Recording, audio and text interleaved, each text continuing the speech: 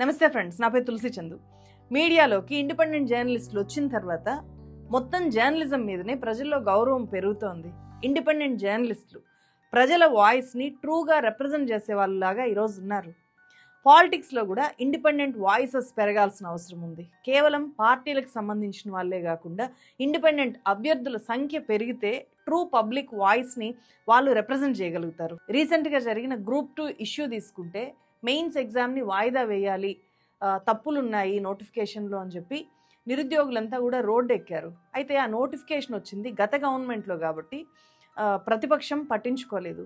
ఇప్పుడున్న గవర్నమెంట్ వాయిదా వేయలేకపోయింది. దీంతో గ్రూప్ 2 అభ్యర్థుల ఆందోళన అరణ్య రోదనగా మిగిలిపోయింది. అదే నిజాయితీ పరులైన పట్టభద్రులు చట్టసభల్లో ఉంటే గనక పెద్ద పెద్ద పార్టీల ఒత్తిళ్లకి లొంగాల్సిన అవసరం వాళ్ళకు ఉండదు. ప్రజల సమస్యల్ని ఎలాంటి ఒత్తిళ్లకు లొంగకుండా వాళ్ళు రిప్రజెంట్ చేస్తారు. ఉభయ గోదావరి జిల్లాలో జరిగే పట్టభద్రుల ఎమ్మెల్సీ ఎన్నికల్లో నాకు బాగా తెలిసిన వ్యక్తి, నిజాయితీ పరుడైన యువకుడుగా నాకు సోషల్ మీడియా ద్వారా పరిచయం ఉన్న వ్యక్తి, నేరుగా కూడా తెలిసిన వ్యక్తి హసన్ షరీఫ్ ఈ ఎమ్మెల్సీ ఎన్నికల్లో పోటీ చేస్తున్నారు. వాళ్ళ నాన్న లారీ డ్రైవర్, ఒక లారీ డ్రైవర్ కొడుకుగా చదువుకోవడానికే చాలా కష్టాలు పడ్డ ఫ్యామిలీ వాళ్ళది. అలాంటి వ్యక్తి బాగా చదువుకున్నారు. చదువుకున్న తర్వాత సోషల్ యాక్టివిటీస్ చాలా చేశారు. ముఖ్యంగా కోవిడ్ టైంలో హసన్ షరీఫ్ చేసిన యాక్టివిటీస్, చాలా సోషల్ రెస్పాన్సిబిలిటీ ఉన్న వ్యక్తిగా నాకు హసన్ షరీఫ్ బాగా తెలుసు. అలాంటి వ్యక్తుల్ని మనం చట్టసభల్లో కనుక పంపగలిగితే వాళ్ళు మనకు ఎప్పుడు అందుబాటులో ఉంటారు. ఏదైనా సమస్య వచ్చినప్పుడు నేరుగా వాళ్ళని మనం సంప్రదించే అవకాశం ఉంటుంది.